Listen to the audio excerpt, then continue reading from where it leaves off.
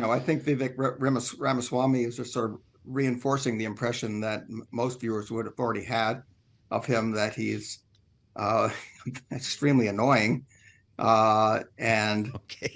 and that he tends to put forth a lot of conspiracy theories.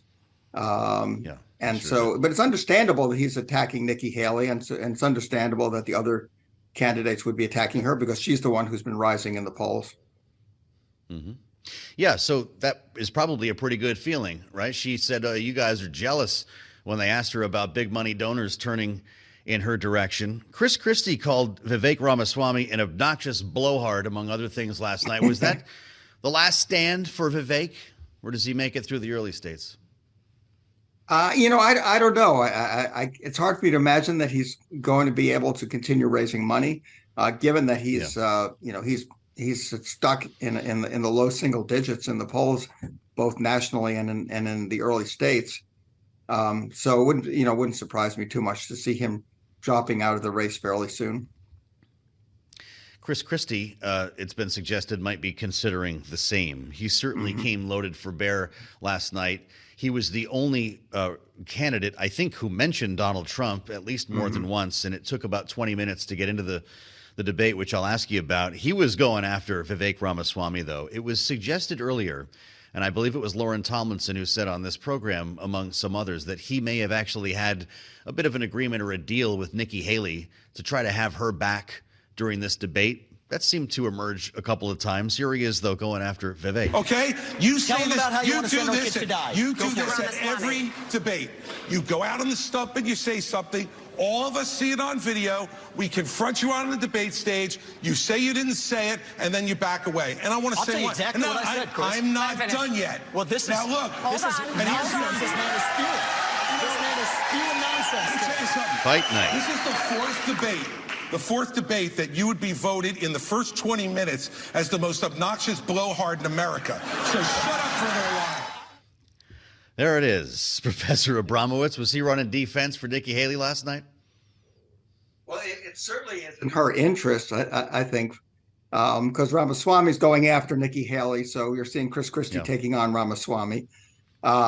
Chris Christie isn't going anywhere, in this nomination race.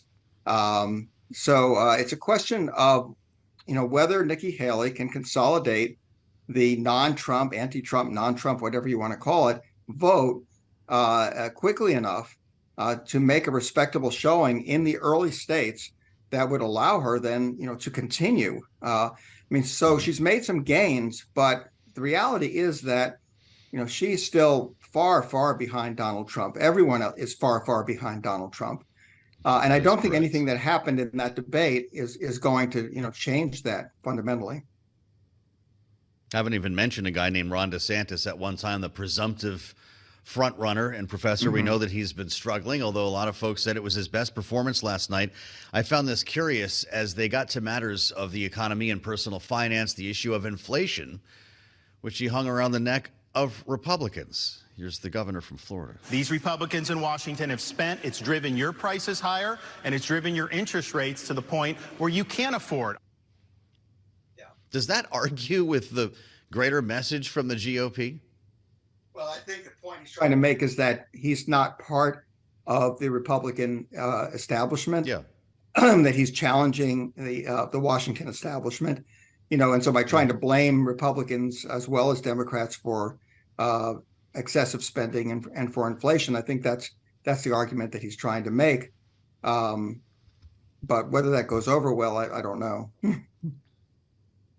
right, Professor, how many of these four, if not all of them, will be in the race when we go to Iowa next month?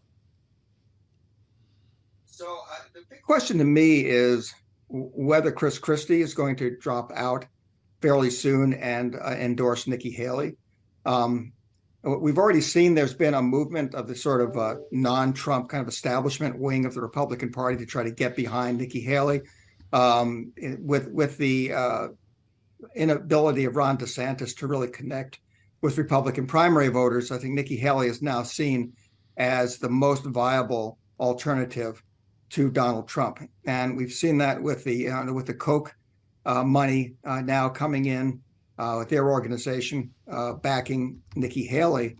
And so Chris Christie does have some support, especially in New Hampshire.